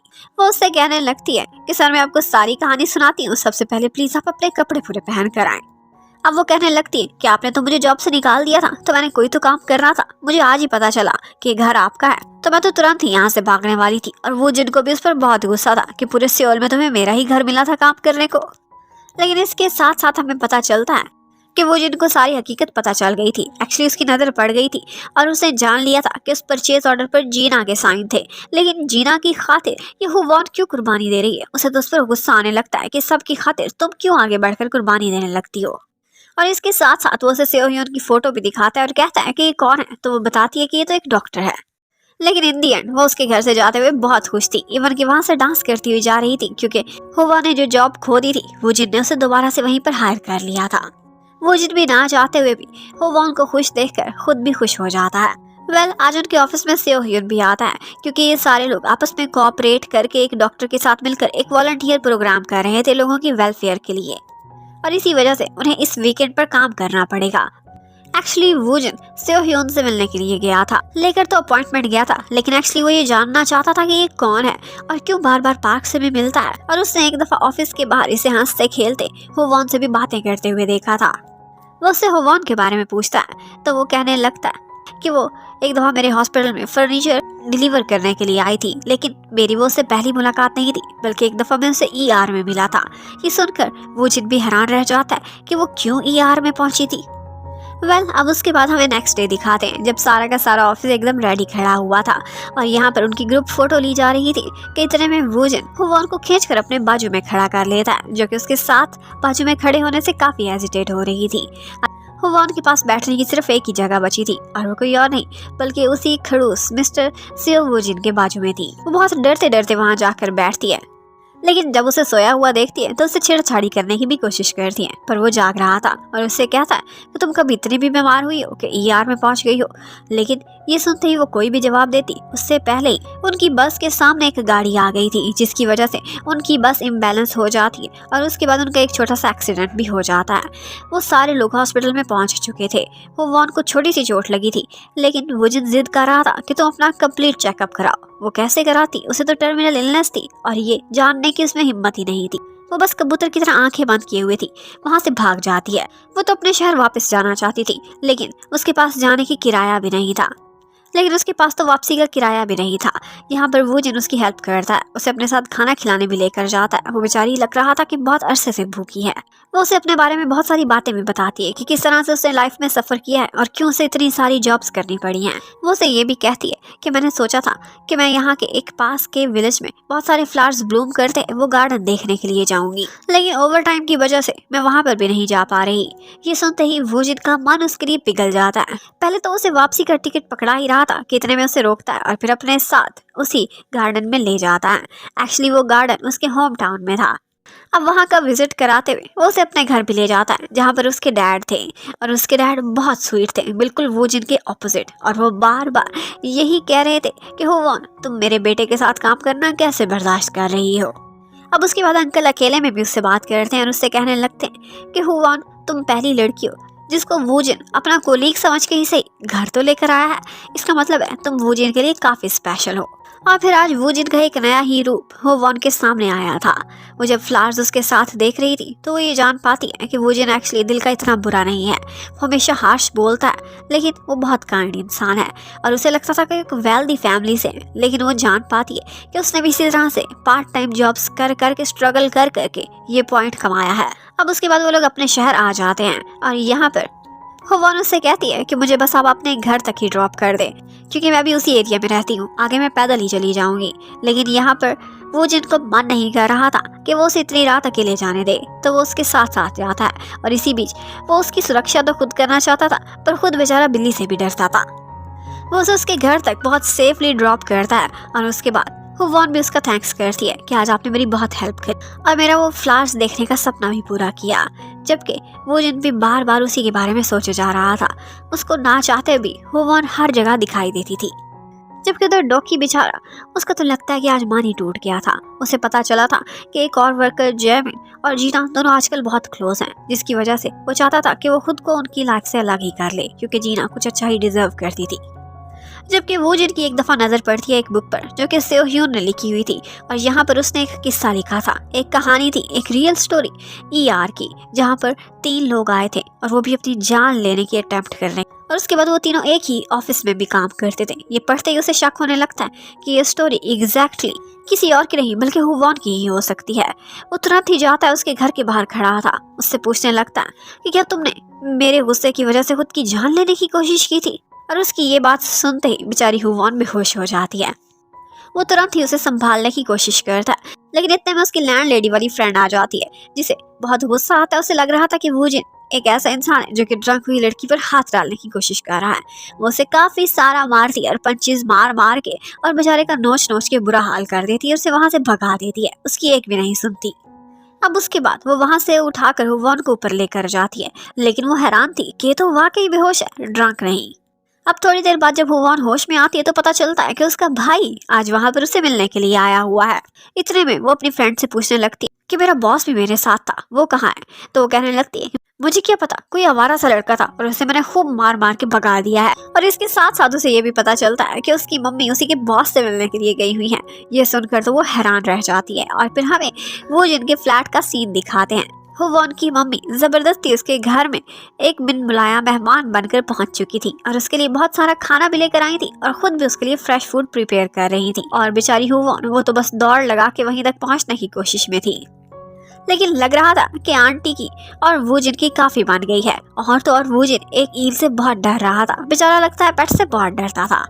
और फिर वहां से वापस जाते जाते एक लिफाफा भी आंटी वूजिन को देकर जाती है, जिसे देखकर लग रहा था कि उसे थैंक्स के नाम पर कोई रिश्वत तो नहीं दे रही। अब वो अपनी मम्मी को जबरदस्ती वहां से पकड़कर घर ले आती है और उसके बाद मम्मी की और बेटी की काफी बहस होती है। और यहाँ पर वो अपनी मम्मी को यही कहती है कि आपने मुझे शर्मिंदा करा दिया, और मम्मी बहुत हार्ट ब्रोकन होती है और वहां से चली जाती है। लेकिन थोड़ी देर बाद उसे रियलाइज होता है कि उसने मम्मी को कुछ ज्यादा ही बोल दिया था, तो वो रोती रोती उनके पीछे भागने लगती है, पर तब तक वो टैक्सी लेकर जा चुकी थी। यहाँ पर बेचारी के जूते भी गिर गए थे और वो जिस तरह से बुरी हालत में पड़ी वहाँ रो रही थी, उसे वूजिन भी देख लेता है। उसका मन तो बहुत करता है इसकी केयर करे, इसे संभाले, लेकिन फिर ये सोचकर वो पीछे हट जाता है कि ये उसका डाउन मोमेंट है और इस टाइम पर उसके सामने आना उसे शर्मिंदा करने के बराबर है। उधर हमें पता चलता है कि एक्चुअली सेओ ह्यून की अपने डैड मिस्टर चेयरमैन से बिल्कुल भी नहीं बनती। इवन के आज बहुत अरसे बाद दोनों बाप बेटा इकट्ठे डिनर करते हैं। इवन के डैड को ये भी नहीं पता था कि मेरे बेटे को प्रॉन्स से एलर्जी है। वो यही कह रहा था कि डैड आप मुझे कभी भी नहीं जानते और हमेशा मेरे भाई को मुझसे ज्यादा अपर पोजीशन देते हैं। अब नेक्स्ट डे होवॉन जैसे ही ऑफिस में आती है तो उसे वूजिन अपने कमरे में बुलाता है। उसे पता था कि बेचारी का फोन बहुत पुराना है और अक्सर खराब रहता है, तो एक बहाने से उसे मोबाइल फोन गिफ्ट देता है। कहता है कि मेरे फ्रेंड को उसकी कंपनी की तरफ से एक गिफ्ट में मिला था, उसके पास पहले ही फोन था, मेरे पास भी है, तो फिर चलो तुम ले लो, तुम्हारे काम आ जाएगा। वो कहने लगती है कि इसकी बजाय आप मुझे पैसे दे दें, वही पैसे जो मेरी मामा ने इतनी मेहनत से कमाए थे और आपको कल रिश्वत के तौर पर दिए थे। वो कहने लगता है कि या तुम इस लिफाफे की बात कर रही हो। वो लिफाफा जब वो खोलती है तो पता चलता है कि उसमें कोई पैसे नहीं बल्कि एक तावीज था, जो कि उसने सीनियर मैनेजर वूजिन को दिया था कि तुम बहुत जल्दी इस तावीज की वजह से CEO भी बन जाओगे। अब होवॉन बहुत शर्मिंदा होती है और इन दी एंड कहती है कि चलो ठीक है, मेरी मम्मा ने आपको इतना सारा खाना खिलाया, उसके बदले में फ़ोन रख लेती हूँ। एक्चुअली वो वूजिन का कोई एहसान नहीं लेना चाहती थी, इसलिए उसे बदला जताने लगती है। वेल उधर सीनियर मैनेजर पार्क की आज शामत आई हुई थी डायरेक्टर हान की तरफ से, और उसके बाद वो सारा गुस्सा अपने एम्प्लॉयज और अपनी टीम पर निकालते हैं। और टीम लीडर उसका जहाँ पर बस चलता था वो थे बेचारे टेम्परेरी वर्कर्स। वो उनको छत पर बुलाकर उनसे कहने लगता है कि तुम लोग इस टारगेट को अचीव करने में हमारी हेल्प करोगे और कंपनी की सेल्स को बढ़ाने में। अब वो बेचारे क्या सेल्स करते, लेकिन वो कहता है कि अगर अपनी जॉब को परमानेंट करना है तो ये तो करना ही पड़ेगा, खुद को प्रूव करो। सेओ ह्यून से आज वूजिन मिलने के लिए जाता है और कहता है कि तुमने अपनी बुक में जिन 3 पेशेंट्स का जिक्र किया था वो यही टेम्परेरी एम्प्लॉयज हैं, और मुझे ये भी पता चल गया है कि तुम हमारे चेयरमैन के हिडन सन हो। वो ये जान चुका था कि वाकई वूजिन कोई तो चीज़ है, तभी तो उसका राज जान चुका है। वो कहता है कि मैंने अपनी सिर्फ पावर को यूज़ किया है, अगर मैंने उनको जॉब दिलाई है तो कुछ गलत नहीं किया। वो लोग दुनिया से निराश हुए थे, उन्हें एक चांस दिलाया है, और अगर तुम्हें लगता है कि वो कैपेबल नहीं और खुद को प्रूफ नहीं कर सके तो निकाल दो उनको जॉब में, तुम्हारे पास भी तो पावर है। सेओ ह्यून की बात बिल्कुल ठीक थी, उसने अपनी पावर्स के थ्रू उनको चांस दिया था, और अब वो जिनके पास ऑप्शन था कि वो उनको निकाल सकता था, लेकिन वो वाकई अच्छा काम कर रहे थे। अब एक दिन वो जिन कुछ एम्प्लॉयज की बात चोरी चोरी सुनता है। वो लोग यही गॉसिप कर रहे थे कि एक हो वॉन लड़की है जो कि टेम्परेरी एम्प्लॉय है, और उसकी यहाँ के सबसे स्मार्ट सीनियर मैनेजर के साथ कोई तो गड़बड़ चल रही है, और लगता है कि उसने उनको पटा लिया है, और इसी वजह से वो अपनी पोजीशन में ऊपर जाना चाहती है। अब वो जिनसे बर्दाश्त नहीं होता कि वो लोग इतनी गिरी हुई बातें हो वॉन के बारे में कर रहे थे। वॉन आज जब सेट पर खड़ी हुई थी तो यहाँ पर उस पर कुछ गिरने वाला था, उसकी अपनी केयरलेसनेस की वजह से। वो जिन पहले ही अपसेट था, सबके सामने उसे डांट देता है और कहता है कि तुम केयरफुल क्यों नहीं रहती, और एक्चुअली वो ये नहीं चाहता था कि लोग उसके और हुवॉन के बारे में कोई भी स्कैंडल बनाए। बेचारी हो वॉन का दिल करता है कि वो बहुत रोए, और उसके बाद बस स्टैंड पर उसे सेओ ह्यून दिखाई देता है जो उसे लिफ्ट देता है, और उसके बाद वो दोनों इकट्ठे खाना खाने के लिए जाते हैं। यहाँ पर वो अपने मन की हर बात सेओ ह्यून के साथ कर सकती, उसे अपना बहुत अच्छा फ्रेंड मानती थी। वो कहती है कि हम लोग स्पाइसी फूड खाएंगे और उसके साथ साथ हमारी आंखों में आंसू भी आएंगे और अपना दर्द भी हम एक दूसरे को सुनाएंगे। यहाँ पर वो सब बताती है कि किस तरह से वो इतनी परेशान है, और लेवल 4 पर जाकर वो ये भी कह देती है कि मेरी लाइफ की सबसे बड़ी परेशानी ये है कि मैं इस दुनिया में लगता है बहुत कम दिन रहने वाली हूँ। सेओ ह्यून भी अपनी बहुत सारी बातें बताता है कि उसके अपने डैड से नहीं बनती, उसे क्या क्या परेशानी है, और इन दी एंड कहता है कि लेवल 4 की जो मेरी परेशानी है वो मैं सीक्रेट रखना चाहता हूँ। वेल अब उसके बाद वो नेक्स्ट डे ऑफिस में जाती है, और उसे पता चलता है कि वहाँ पर कांगहो की मम्मी आई हुई है, और उसकी मम्मी लगता था कि काफ़ी अच्छी फैमिली से हैं, लेकिन कांगहो ने वहाँ पर झूठ बोला हुआ था कि मैं यहाँ पर एक बहुत अच्छी पोजीशन पर काम कर रहा हूँ। अब वो चाहता था कि उसकी मम्मी वहाँ पर ना ठहरे और जल्दी यहाँ से चली जाए, तो हुवॉन उसकी हेल्प करती है और फायर अलार्म वहाँ पर बजा देती है, जिसके बाद सारे लोग बाहर को दौड़े लगा देते हैं कि बिल्डिंग जल्दी खाली कर दें। लेकिन फिर भी हुवॉन ने मेहनत तो बहुत की, कांगहो पकड़ा जाता है, और उसके बाद उसकी मम्मी उसे एक थप्पड़ भी लगाती है और उस पर चिल्लाती भी कि तुम इतनी छोटी मोटी जॉब यहाँ पर क्यों कर रहे हो। वेल अब थोड़ी देर बाद उनके ऑफिस में कुछ लोग आ जाते हैं उनका इंटरव्यू लेने के लिए, और यहाँ पर सारे लोग बढ़ चढ़ कर अपने ऑफिस की तारीफ कर रहे थे और बता रहे थे कि किस तरह से इस ऑफिस में सारे वर्कर्स बिल्कुल एक फैमिली की तरह हैं, और ये ऑफिस उनका दूसरा घर है। ये सब देख देख कर वॉन का तो मन जलने लगता है कि ये लोग इतने बड़े बड़े झूठ कैसे बोल सकते हैं। और उसके बाद वो एक टेम्परेरी वर्कर से भी इंटरव्यू लेते हैं, और वॉन वहाँ बैठते ही सबसे पहले बोलने लगती है कि जो कुछ भी आपने अभी सुना ये सारे लोग झूठ बोल रहे थे। अब सीनियर मैनेजर पार्क उनको कह देते हैं कि सीन आप प्लीज काट देना, क्योंकि मुझे लगता है कि ये टेम्परेरी एम्प्लॉय थोड़ा पगला गई है। और फिर उसके बाद अंदर जाकर जब वॉन की क्लास लगती है तो वो सबके सामने साफ साफ बता देती है कि उनके ऊपर सेल्स का टारगेट बर्डन डाला जा रहा है। टेम्परेरी एम्प्लॉयज़ का ये काम नहीं, इतना बर्डन देना ये कहाँ का इंसाफ है। और जैसे ही ये बात वो जिनको पता चलती है तो वो उनके लिए स्टैंड लेने लगता है और बोलता है कि तुम लोग मेरे एम्प्लॉय हो, और अगर मेरे अलावा किसी का भी ऑर्डर सुना तो मुझसे बुरा कोई नहीं होगा, और आइंदा मेरे एम्प्लॉयज़ पर कोई भी हाथ डालने की या उनको एक्सप्लॉइट करने की कोशिश नहीं करेगा। वो बहुत दबंग अंदाज से उनकी साइड ले रहा था, और फिर उसके बाद वो उनको जाकर एक रियल वाला टास्क देता है जो कि उनकी जॉब का हिस्सा था, और ये टास्क बहुत इंपॉर्टेंट था। ये सुनकर उनको लगता है कि उनकी वैल्यू बढ़ गई है और वो लोग बहुत खुश हो जाते हैं। अब एक दिन ओवर टाइम करते हुए हुवॉन की आंख लग जाती है, ठंड बहुत थी, वो जिनको उसकी फिक्र होने लगती है। वो अपना कोट उसके ऊपर डाल देता है, लेकिन जैसे ही हुवॉन की आंख खुलती है तो तुरंत ही डर के एक डेस्क के नीचे जाकर छुप जाता है। लेकिन फिर भी हुवॉन ने उसे ऐसा करते हुए रंगे हाथों पकड़ लिया था। वो काफी एम्बैरेस होता है। अब उन्होंने कुछ नई प्रोडक्ट्स लॉन्च करनी थी और इसी से रिलेटेड वो लोग कैटलॉग बना रहे थे। उन दोनों ने बहुत मेहनत की थी। डोकी और वोहान ओवर टाइम करते हैं और हर चीज को बार बार चेक करते हैं। इन दी एंड डोकी अपना काम कंप्लीट करके वहां से चला जाता है, लेकिन उसके बाद कोई आता है और उसकी प्राइसेस में गड़बड़ कर देता है। अब नेक्स्ट डे सारा कुछ ठीक ठाक जा रहा था, लेकिन तुरंत ही उनकी कंप्लेंट्स आना स्टार्ट हो जाती हैं, क्योंकि जो वैल्यू उन्होंने कैटलॉग में लिखने को कहा था, उससे बहुत कम वैल्यू उनकी प्राइस की लिखी जा चुकी थी और बहुत सारे ऑफलाइन ऑर्डर्स भी आ चुके थे। उनकी कंपनी को भारी नुकसान हो सकता था। अब इसी वजह से हर तरफ भागदौड़ मच जाती है और उसके बाद सारा गुस्सा ऑफ कोर्स वो जिन पर ही निकलता है, क्योंकि उसे यही कहा जा रहा था कि तुम इस लायक ही नहीं थे कि इन टेम्परेरी एम्प्लॉयज पर इतना काम का बर्डन डालो। ये इंपॉर्टेंट टास्क था। वो जिन ने सारा कुछ खुद पर सह लिया था और बोला था कि मैं खुद ही जिम्मेदारी लूंगा। और बेचारा जब देखता है कि इस तरह से वुहान अकेले में रो रही है और कस्टमर्स की कंप्लेंट्स को दूर करने की पर्सनली कोशिश कर रही है, उन्हें बार बार रिक्वेस्ट करके, वो कहीं ना कहीं उसकी पर्सनैलिटी को लाइक करने लगा था और उसके लिए फीलिंग्स भी डेवलप कर रहा था। और फिर फाइनली उन्हें कोई ना कोई सोल्यूशन मिल ही जाता है। उन्होंने हिडन टर्म्स के अंदर लिखा हुआ था कि प्राइसेस चेंज हो सकती हैं और इसी को यूज़ करते हुए वो लोग लीगल इश्यूज से बच जाते हैं। और इसके साथ साथ उनके बहुत सारे कस्टमर्स जिन्होंने ऑर्डर किया था वो अब सेटिस्फाइड थे, क्योंकि वुहान और डोकी ने उनको हैंड रिटन अपॉलॉजी भी की थी और इसके साथ साथ उनको मना भी लिया था। अब वो जिन पर डायरेक्टर की तरफ से जोर था कि इस गलती का कोई तो जिम्मेदार ठहराया जाएगा। यूँ करो कि इन टेम्पररी एम्प्लॉयज को फारिग कर दो ताकि हम ऊपर रिपोर्ट सबमिट करा सकें कि उन्होंने एक्शन लिया है। लेकिन वो जिन यहाँ पर स्टैंड लेता है और कहता है कि मैं ऐसा कभी नहीं करूंगा। और इसके साथ साथ जीना को भी शक हो रहा था। वो कहीं ना कहीं अभी भी डोकी के लिए फीलिंग्स रखती थी और उसे मुसीबत में नहीं देख सकती थी। वो ऐसा करती है कि सीसीटीवी फुटेज निकलवा लेती है कि 9 बजे के बाद जब कैमरास ऑन हो गए थे तब वहाँ पर जैमिन आया था और जैमिन उसने जेलसी की वजह से इनकी रिपोर्ट में गड़बड़ कर दी थी और प्राइसेस चेंज की थी। एक्चुअली वो चाहता था कि ये टास्क उसे मिले और यहाँ पर वो उनकी 2 कौड़ी की भी इज्जत नहीं छोड़ता और मैनेजर पार्क को खरी खरी सुना देता है कि आप हमेशा उल्टे कामों में लगे रहते हैं। जो काम एम्प्लॉयज से कराना चाहिए वो कराते नहीं, इसलिए ये कंपनी इस काबिल नहीं कि मैं यहाँ काम करूँ। और उनकी दी हुई जॉब पर वो लानत भेजता हुआ वहाँ से चला जाता है।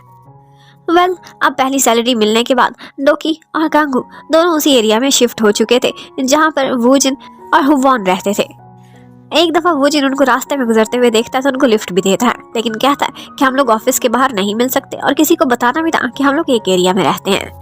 उधर हमें सेव ही उनको दिखाते हैं। स्टार्ट में तो उसका कैरेक्टर बहुत इंटरेस्टिंग और काइंड लग रहा था, लेकिन अब उसका असली रूप सामने आ रहा था। एक्चुअली वो हमेशा से पावर की रेस में था। उसको अपने बड़े भाई से जेलसी थी जिसको उसके डैड ये कंपनी देना चाहते थे और अपने दूसरे बेटे को उन्होंने डॉक्टर बना दिया था। लेकिन वो ये नहीं चाहता था कि वो डॉक्टरी का प्रोफेशन रखे, बल्कि वो चाहता था कि वो डैड की इनहेरिट की हुई कंपनी ही चलाए। जबकि उधर डोकी एक दिन ड्रंक होकर बैठा हुआ था और उसे वुहान की बहुत फिक्र हो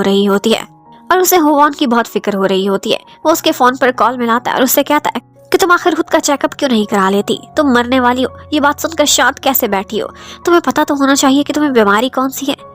और फिर यहाँ पर हमें पता चलता है कि उसका फोन ऑफिस में ही रह गया था और वो जिन ने वो कॉल उठा ली थी। वो जिन ही सबसे लेट ऑफिस से जाया करता था। ये सुनते ही वो जिन के तो जैसे पैरों तले से जमीन ही निकल जाती है। वो बहुत बेचैन हो जाता है और उसे बहुत सारी ऐसी बातें याद आती हैं जिसे साफ लगता था कि हुवॉन बहुत निराश रहती थी। उसका मन करता है कि अभी के अभी उसके घर जाए और उसे पकड़कर चेकअप के लिए ले जाए, लेकिन किस रिश्ते के अकॉर्डिंग? एक बॉस होने के नाते तो वो उसे ये नहीं कह सकता था।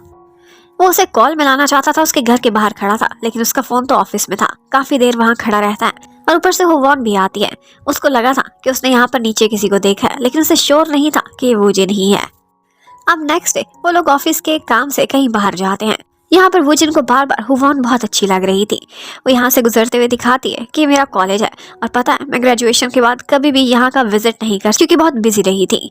और ये सुनते ही उसे ऐसा लगता है कि ये उसकी कोई लास्ट विश होगी। वो तुरंत ही उसे उसके कॉलेज में ले जाता है और कहने लगता है कि लंच हमने कहीं ना कहीं तो करना था, तो क्यों ना हम यही कर लें। वो उसे अपने कॉलेज की बहुत सारी सैर कराती है और बताती है कि वो कहाँ कहाँ पढ़ा करती थी। और यहाँ पर उसे उसका एक पुराना फ्रेंड भी मिल जाता है जिसे देख कर लग रहा था कि वो दोनों एक दूसरे के साथ बहुत फ्री थे। कहीं ना कहीं वो जिनको जेलसी भी होने लगती है और वो हुवॉन से पूछता है कि कहीं ये तुम्हारा एक्स बॉयफ्रेंड तो नहीं था। लेकिन वो कहने लगती है कि नहीं, बॉयफ्रेंड बनाने का तो मेरे पास कभी टाइम ही नहीं रहा था, ये सिर्फ एक क्लोज फ्रेंड था। अब उसके बाद वो दोनों इकट्ठे बैठकर खाना खाते हैं और हुवॉन और वो जिनके बीच काफी दोस्ती हो चुकी थी। उन दोनों को एक दूसरे की पसंद नापसंद और बहुत सारी बातों का मालूम पड़ चुका था। अब उसके बाद काम खत्म होते ही वो उसे उसके घर तक ड्रॉप करने के लिए जाता है। वो जैसे ही अंदर जा रही थी उसे रोक कर कहता है कि तुम रुक जाओ, प्लीज मेरे साथ चलो, तुम्हें कोई ना कोई बीमारी है, अपना चेकअप कराओ, मैं नहीं तुम्हें ऐसे मरते हुए देख सकता। ये सुनते ही एक दफा तो हुवॉन हैरान रह जाती है और फिर उससे कहने लगती है कि ये जान लो कि मेरी मौत कब आने वाली है और उसके बाद घर पर बैठकर सिसक कर वो दिन गुजारूं। इससे बेहतर है कि मैं बाहर जाऊं, फाइट करूं और अपना हर दिन अच्छी तरह से गुजारूं। मुझे बहुत अरसे बाद मेरी ड्रीम जॉब मिली है, मुझे प्लीज जीने दो। अब वो जिनको उसकी बहुत फिक्र होने लगती है, लेकिन ऑफ कोर्स वो बच्ची तो थी नहीं कि उसे जबरदस्ती पकड़कर अपने साथ ले जाता। उसके बाद वो डोकी के पास जाता है और उससे कहता है कि ये सब क्या था और इसे कौन सी बीमारी है। वो बताता है कि हम दोनों इकट्ठे ER में गए थे। वहाँ पर हमने सिर्फ इतना ही सुना था कि हम में से किसी एक को टर्मिनल इलनेस है। हम दोनों ने चेकअप कराया है, लेकिन इसे कौन सी बीमारी है ये हमें अभी तक कंफर्म नहीं है। अब उसके बाद वो तीनों फ्रेंड्स एक दिन इकट्ठे डिनर कर रहे थे कि यहीं पर इत्तेफाक से सेओ ह्यून उनको नजर आता है और वो भी उनको ज्वाइन कर लेता है। यहाँ पर बातों बातों में उनको बताता है कि वो पहले किस हॉस्पिटल में काम करता था। ये सुनते ही उन तीनों के कान खड़े हो जाते हैं, क्योंकि ये वही हॉस्पिटल था जहाँ के ER में वो लोग आत्महत्या के बाद पहुंचे थे। लेकिन फिर बाद में खुद को ही तसल्ली देने लगते हैं कि हमारे बारे में कुछ भी नहीं जानता होगा, इतना बड़ा हॉस्पिटल है, वहाँ पर तो कई डॉक्टर्स थे। अब नेक्स्ट डे हुवॉन जैसे ही अपने ऑफिस में जाती है तो वहाँ पर दो कोलीग्स आपस में बातें कर रहे थे, और वो यही थी कि एक टेम्परेरी वर्कर बीमार हो चुका है और उसे अब जॉब से निकाला जा रहा है। ये सुनते ही वो ये बात बहुत ज़्यादा दिल पर ले लेती है और चिल्लाने लगती है कि अगर कल को मुझे कोई बीमारी हो गई तो तुम लोग मुझे भी ऑफिस से धक्के मार कर निकाल दोगे। और यही कहते हुए वो रोती रोती वहाँ से निकल जाती है। इस बात का उसने शौक खुद के दिल पर इतना ले लिया था कि वो वहीं पर ही बिल्डिंग के अंदर ही बेहोश हो जाती है। यहाँ पर वो जिन उसे देख लेता है और फिर कैरी करता हुआ उसे हॉस्पिटल लेकर जाता है।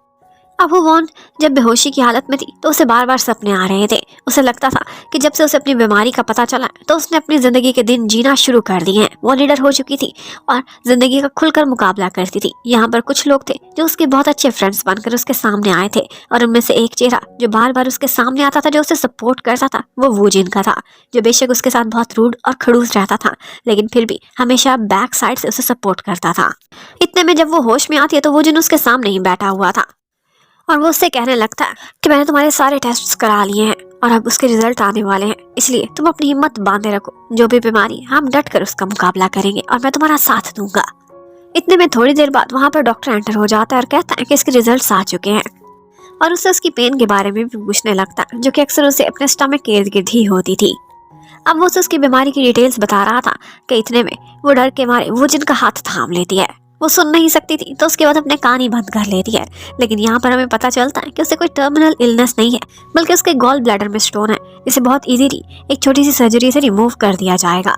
अब ये सुनते ही वो जिन खुश हो जाता है और उससे कहता है कि कल तुम्हारी सर्जरी है, बस तुम्हें गॉल ब्लैडर के बगैर ही जिंदा रहना पड़ेगा। ये सुनते ही वो इतना खुश होती है, उसे एक नई जिंदगी मिली थी, और वो जिन भी उसकी खुशी देखकर खुश हो जाता है। उसी हॉस्पिटल में वो जिन का आमना सामना सेओ ह्यून से होता है, जो कि अपने डैड को लेकर वहाँ पर आया था। उसके डैड बीमार हो गए थे मिस्टर शेयरमैन, और वो उनको एडमिट कराने वहाँ पहुंचा हुआ था। उधर मिस्टर पार्क काफी खुश हुए थे। उन्हें लगता था कि सेओ ह्यून अब यही नेक्स्ट चेयरमैन बनेगा, और पिछला चेयरमैन के बाद अगला चेयरमैन तो मेरे हाथ में है, मेरी उससे दोस्ती है, तो इसका मतलब है कि डायरेक्टर की पोस्ट पर मैं बैठ सकता हूँ।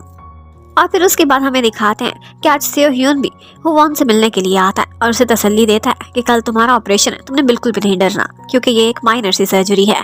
वो जिन भी वहाँ पर उन दोनों को इकट्ठे बैठे देखता है तो पीछे मुड़ जाता है, और जब हुवॉन को पता चलता है कि उसके कमरे में वो जिन कुछ चीजें रख के गया है उसके लिए, तो वो तुरंत ही उसे तलाश करने के लिए दौड़ने लगती है। हर जगह उसे ढूंढ रही थी, लेकिन वो उसे कहीं नहीं मिल रहा था। इतने में वो पीछे से आ जाता है और कहता है कि मैं तुम्हारी बेचैनी देख सकता हूँ कि तुम किस तरह से मेरा वेट कर रही थी। अब वो थोड़ा शर्मा जाती है और फिर कहती है कि मेरा यहाँ पर मन नहीं लग रहा, काश मेरे साथ और भी पेशेंट्स रूममेट होते, क्योंकि मैं यहाँ अकेले नहीं सोना चाहती। तो वो जिन उससे कहता है कि तुम जब तक नहीं सो जाती मैं तुम्हारे साथ ही रहूंगा, और उसके बाद उसका हाथ पकड़कर उसे वहाँ पर कामली सुला देता है। और इन दी एंड जब वो बिल्कुल शांति से सो चुकी थी तो उसके बाद अपनी गाड़ी में बैठकर वहाँ से चला जाता है। लेकिन उसने एक मैसेज छोड़ा था उसके लिए, और वो ये था कि बेस्ट ऑफ लक, और कल मैं तुम्हें पिक करने के लिए भी आऊंगा। अब इस तरह का मैसेज देखकर हुवॉन काफी खुश होती है और बहुत एक्साइटेड भी दिखाई देती है। बहुत सालों बाद उसकी लाइफ में लगता है कोई उसके बहुत करीब आ रहा था। वो जिनको भी नेक्स्ट डे उसकी काफी फिक्र हो रही थी, लेकिन इंपॉर्टेंट मीटिंग थी। उसका एक कॉल करता, लेकिन सेओ ह्यून वो कॉल पिक करता और बताता है कि उसका इस वक्त ऑपरेशन चल रहा है। अब वो जैसे ही फ्री होता है तो वो तुरंत ही हॉस्पिटल जाना चाहता था उसे देखने के लिए, लेकिन यहाँ पर उसके सिर पर एक मुसीबत पड़ जाती है। इन्वेस्टिगेशन टीम उसके पास आ गई थी और उसे इंस्पेक्शन करने लगते हैं कि लगता है तुमने कहीं से रिश्वत ली है, क्योंकि उन्हें इन्फॉर्मेशन मिली थी कि इसे किसी ने बहुत महंगी वॉच गिफ्ट में दी है। अब वो बेचारा बहुत परेशान हो जाता है और फिर उसके बाद तुरंत ही घर पहुंचता है। उसके घर में कुछ पार्सल्स आए थे जो कि उसने ढंग से चेक भी नहीं किए थे, और उनमें वाकई एक एक्सपेंसिव वॉच भी गिफ्ट में थी। अब वो तो बेचारा अपनी मुसीबतों में फंसा हुआ था, जबकि उधर हॉस्पिटल में हुवॉन उसका बहुत वेट कर रही थी। काफी देर देखती रहती है, लेकिन वो उसे पिक करने के लिए आता ही नहीं है। इतने में कोई और ही उसे ड्रॉप करने पहुंच जाता है, और वो सेओ ह्यून था। वो उसे उसके घर तक छोड़ता है और वो उसे कहती है कि आप कितने नाइस और कितने काइंड हैं, मैंने सोचा भी नहीं था कि कोई इतना भी अच्छा हो सकता है। सेओ ह्यून उससे कहता है कि हर इंसान उसे कुछ छुपे हुए राज होते हैं, हो सकता है मेरी कोई ऐसी बात तुम्हें फ्यूचर में पता चले जिसके बाद तुम्हें मैं बुरा लगने लगूं। कि जिसके बाद तुम्हें पता चले कि मैं अच्छा इंसान नहीं और तुम मुझसे नफरत करने लगो। वो हंसती और कहती है ऐसा पॉसिबल नहीं लगता। लेकिन हुवान को तो जैसे सुकून ही नहीं आ रहा था। वो जाती है और वूजिन के घर के बाहर खड़ी रहती है काफी देर तक। यहाँ पर वूजिन की भी उस पर नजर पड़ जाती है। उनका प्यार भी निराला था। वो उसका पीछा करता रहता है और जब तक वो घर नहीं पहुंच जाती वो उसको सुरक्षित पहुंचा कर ही वापस लौटता है। अब नेक्स्ट डे वूजिन जैसे ही जाता है इंस्पेक्शन टीम के पास, उनको कहता है कि मुझे इस गिफ्ट के बारे में कुछ पता नहीं था। इतने में उसको वहां से रिलीज कर दिया जाता है और उसके ऊपर से हर आरोप हट चुका था। एक्चुअली उसकी साइड किसी और ने नहीं बल्कि सेओ ह्यून ने ली थी, जो कि वाइस चेयरमैन था, और उसी की ही सपोर्ट से उसके ऊपर से अब ये केस हट चुका था। उसके बाद सेओ ह्यून उससे मिलता है और कहता है कि मैं नेक्स्ट चेयरमैन बनना चाहता हूँ और इसके लिए मुझे कुछ लोग अपने वफादार चाहिए और मैं चाहता हूँ कि मिस्टर वूजिन तुम मेरी साइड लो। लेकिन वूजिन उसे साफ इनकार कर देता है और कहता है कि मैं यहाँ सिर्फ जॉब करने के लिए आया हूँ, किसी का राइट या लेफ्ट हैंड बनने के लिए नहीं। मैं ऑफिस पॉलिटिक्स में कभी नहीं पढ़ूंगा। और फिर नेक्स्ट ही डे उन बेचारे तीनों टेम्परेरी वर्कर्स की लाइफ अपसाइड डाउन हो जाती है जब ऑफिस में आते ही उन्हें पता चलता है कि हर तरफ बड़ी बड़ी न्यूज़ चल रही है। उनका आज नया चेयरमैन आ रहा है और वो था सेओ ह्यून, जो कि अपने डैड की एब्सेंस में वहाँ का बॉस बन चुका था।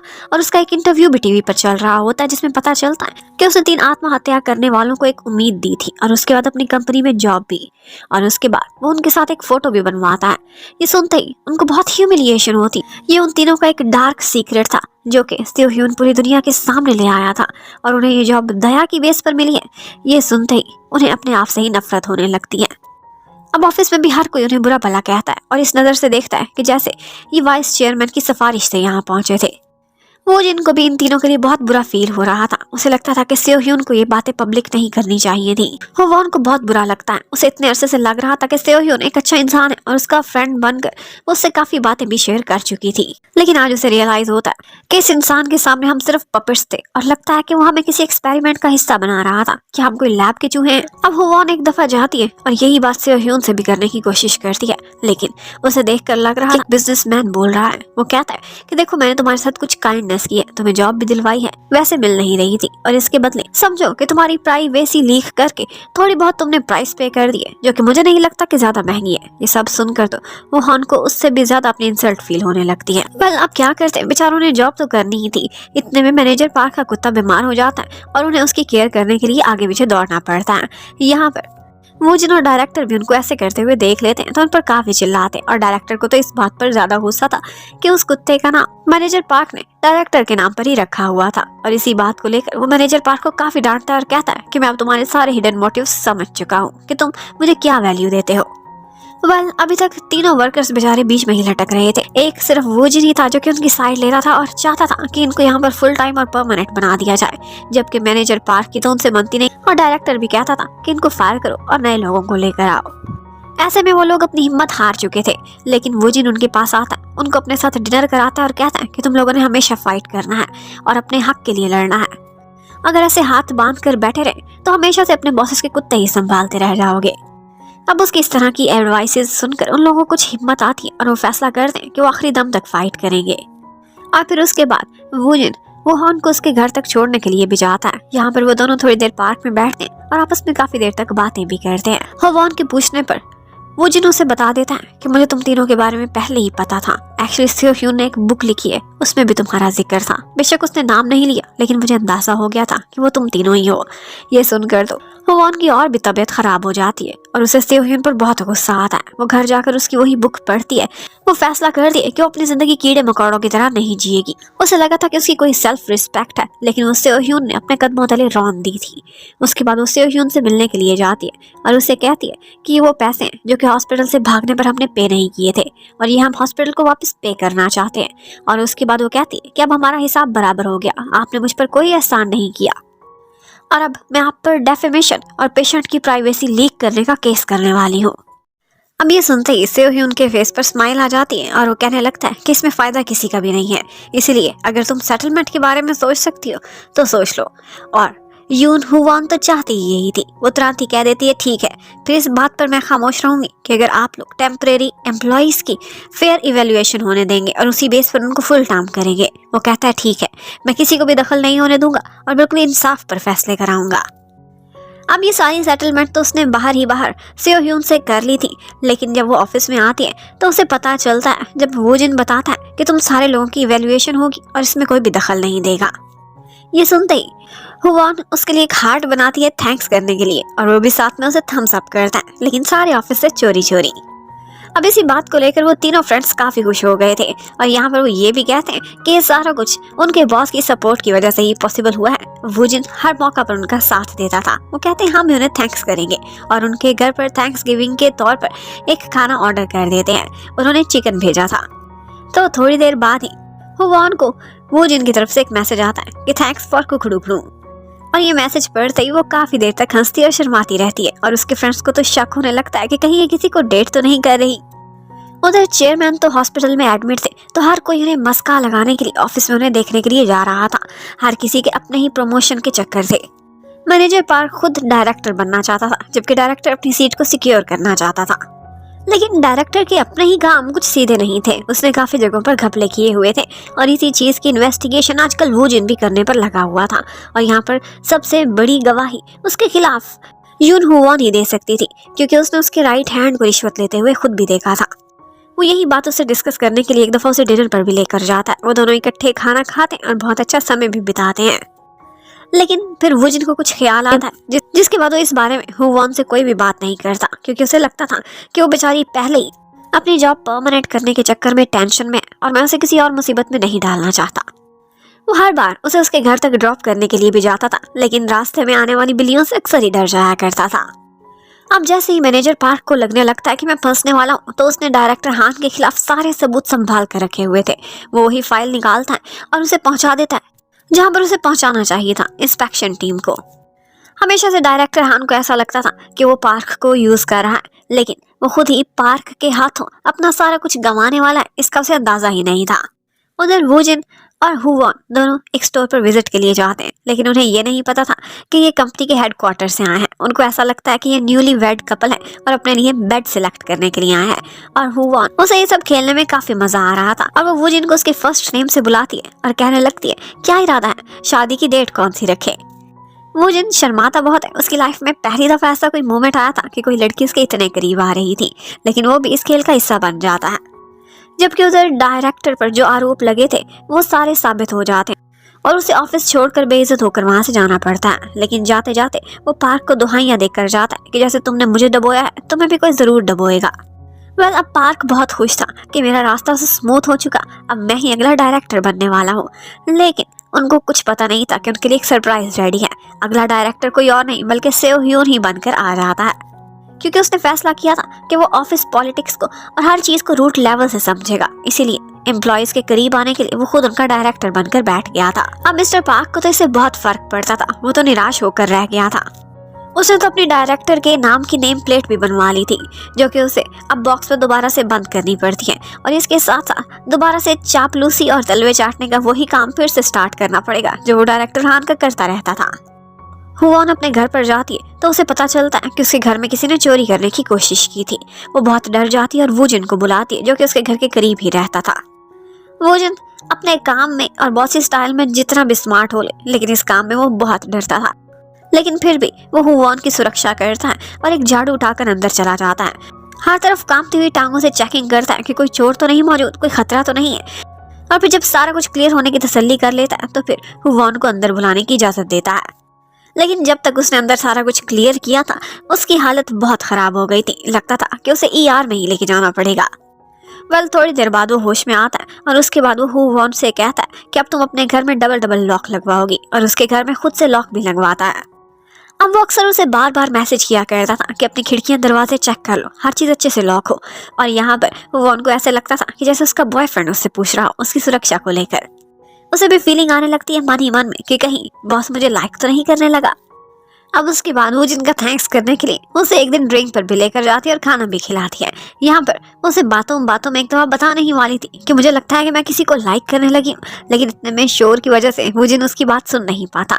उसे दोबारा से बोलने को कहता है तो वो भी कह देती है कि सर मुझे लगा मैंने आपके पीछे एक बिल्ली देखी है, और ये सुनते ही वो दोबारा से डर जाता है। अब फाइनली रिजल्ट आ जाता है और रिजल्ट में यही होता है कि उनमें से 2 एम्प्लॉयज को वहां पर फुल टर्म कर दिया गया था और वो थे यून हुवान और उसके साथ साथ कांग हो। बेचारा डोकी वो पास नहीं कर पाया था और इसी बात को लेकर वो बहुत सैड हो जाता है, लेकिन फिर भी अपने फ्रेंड्स को थम्स अप करता है और बेस्ट विशेस भी देता है। अब उसके बाद वुजिन हुवांग का घर आने का वेट करता है और उसके बाद उसको एक गिफ्ट भी देता है। कहता है कि तुम्हें परमानेंट होने पर, तुम्हारी फर्स्ट जॉब फुल टर्म मिलने पर तुम्हें एक गिफ्ट देता हूँ, और वो था एक पेन। कहता है तुम पर बहुत जिम्मेदारी आने वाली है, इसीलिए इस पेन से जो भी साइन करना सोच समझ कर करना। अब उसके बाद नेक्स्ट डे उसका छोटा भाई उससे मिलने के लिए आता है। वो जिन उन दोनों को इकट्ठे हक करते हुए देखता है तो पहले तो डर जाता है, लेकिन तब उसे तसल्ली हो जाती है जब पता चलता है कि उसका रियल का ब्रदर है।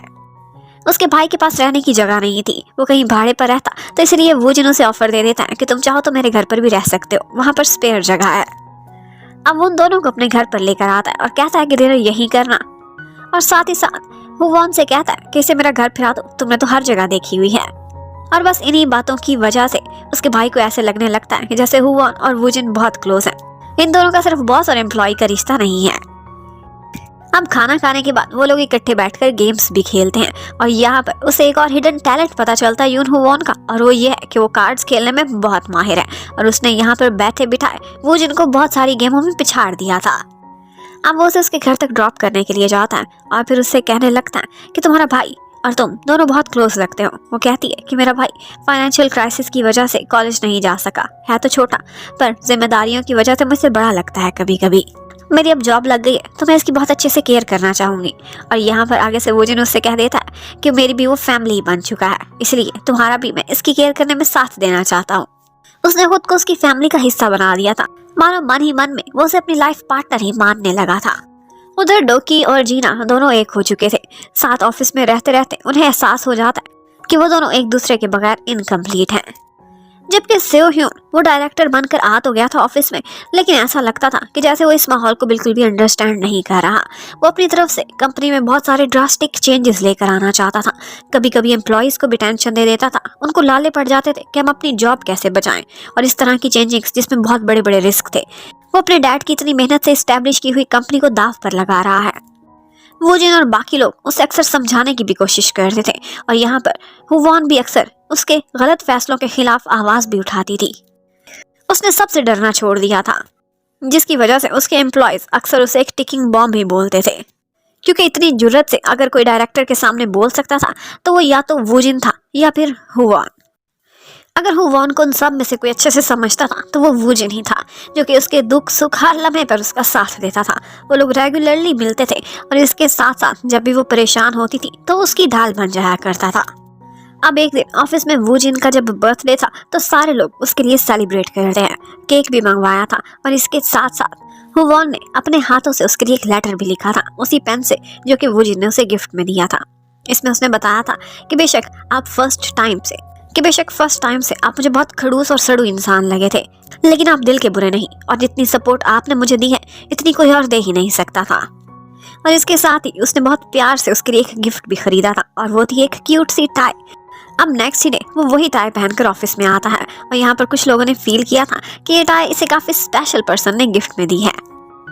एक दिन सारे कोलीग्स इकट्ठे डिनर कर रहे होते हैं कि यहाँ पर बातों बातों में पता चलता है कि हुवान की अब जॉब तो सेट हो ही गई है, तो डोकी उसे एक ब्लाइंड डेट पर भेजना चाहता है। अपने एक फ्रेंड को उसने रिकमेंड किया था, लेकिन ये सुनते ही वुजिन बहुत जेलस हो जाता है और कहता है कि तुम्हारे पास इतना टाइम कहाँ से आया इन फजूल कामों के लिए, इसलिए डेटिंग को छोड़ो और कल तुम ओवर टाइम पर आ जाओ। और फिर उसके बाद वो दोनों अपने घर के पास वाले पार्क में भी मिलते हैं। यहाँ पर वुजिन उससे कहने लगता है कि क्या प्लीज तुम कल की ब्लाइंड डेट पर नहीं जा सकती। तो वो पूछने लगती है कि आप ऐसे क्यों कह रहे हैं। वो कहता है कि मैंने तुम्हारे हाथ के बने हुए गिम्बप की बहुत तारीफ सुनी है, क्या मैं तुम्हारे हाथ की बनी हुई ये डिश खा सकता हूँ? क्यों ना हम दोनों कल पिकनिक पर चलें और तुम मेरे लिए यही बना कर लाओ।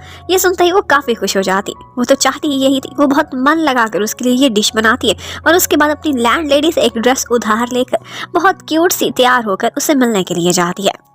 वो उसे कहने लगता है कि कुकिंग में तुम लाजवाब हो, और पता है किमची मैं भी बहुत अच्छी बनाता हूँ, इसका मतलब है हमारी जोड़ी बहुत जमने वाली है। वो इनडायरेक्टली 1-2 दफा उसे प्रपोज ही कर चुका था, और उसके बाद वो दोनों इकट्ठे काफी इंजॉय करते हैं, साइकिलिंग करते हैं। और यहाँ पर वुजिन जानबूझकर बहुत तेज साइकिल चलाता है ताकि वो उसको कस कर पकड़ के बैठी रहे। अब उसके बाद हुवान उसे एक इन्वेलप देती है गिफ्ट में और कहती है कि इसमें एक तावीज़ है जो कि मेरी मम्मी ने एक बहुत पहुंचे हुए शमन से हासिल किया है। देखना ये लेते ही तुम्हारी प्रमोशन हो जाएगी, तुम डायरेक्टर बन जाओगे। लेकिन वो कहने लगता है कि मुझे लगता है मुझसे ज्यादा तुम्हें इस तावीज़ की जरूरत है, इसे अपने पास रखो और तुम ही डायरेक्टर बन जाओ। वो बोलती है क्या तुम्हें मेरा बॉस बनना एक्सेप्ट होगा? वो कहता है मैं सारी जिंदगी भी तुम्हारी गुलामी में रह सकता हूँ, मुझे बॉस यून हो वॉन के नीचे काम करना बहुत पसंद आएगा। उधर सेओ ह्यून ने जिद पकड़ी हुई थी कि उसने बहुत सारे एम्प्लॉयज को फारिग करना है और वो यही पूछने लगता है कि मैं तुम्हारी टीम से किसको निकालूं, बताओ वूजिन। तो वो कहने लगता है किसी को भी नहीं, और इसके साथ ही अपना रेजिग्नेशन लेटर दे देता है और कहता है कि अगर आपको कंपनी के खर्चे कम करने तो ये ले, मेरा रिजाइन ले, और इससे आपकी कंपनी का बहुत सारा पैसा बच जाएगा। और साथ ही साथ उसे उसके मुंह पर कह देता है कि तुम अपने और साथ ही साथ उसे दबंग अंदाज में कह देता है कि तुम अपने डैड की सारी मेहनत को मट्टी में मिला रहे हो। अब शाम को वो उसी पार्क में दोबारा से हुवॉन से मिलता है और उससे बोलता है कि आज का दिन बहुत सुहाना है, क्यों ना हम दोनों वॉक पर चले। और अब की बार उसने तो वॉक करते हुए उसका हाथ भी पकड़ लिया था। ये सारा कुछ हुवॉन को बहुत स्वीट लगने लगता है, लेकिन वो कभी कभी अभी भी उसे बॉस कह देती थी। तो आज उसे कहता है कि अब मैं तुम्हारा बॉस नहीं रहा। ये सुनते ही वो हैरान हो जाती है और कहती है कि क्या आपने हम लोगों को बचाने के लिए खुद को सेक्रीफाइस किया, आपने इस तरह से रिजाइन दे दिया? वो कहने लगता है कि हाँ रिजाइन दिया तो इसके बाद तुम मुझे अब जब चाहे हक कर सकती हो, अब किसी की कोई परवाह करने की जरूरत नहीं। वो उसे गले लगकर काफी देर तक रोती है और कहती है कि काश मैं आपके साथ ही काम करती, मैं आपको रोजाना ऐसे ही देखना चाहती हूँ। लेकिन उसे तसल्ली देता है कि हम अभी भी मिलते रहेंगे। अब वूजिन थोड़े दिन घर पर ही बिताता है, लेकिन उसका पहला ही दिन गुजारना बहुत मुश्किल हो जाता है। उसे थोड़े थोड़े टाइम बाद हुवॉन की बहुत याद आती है और वो बार बार फोन ही देखता रहता है कि वो कब मुझे मैसेज करेगी। लेकिन पूरा दिन ही गुजर जाता है, वो उसे कोई मैसेज नहीं करती। उसकी बेचैनी तो देखने वाली थी।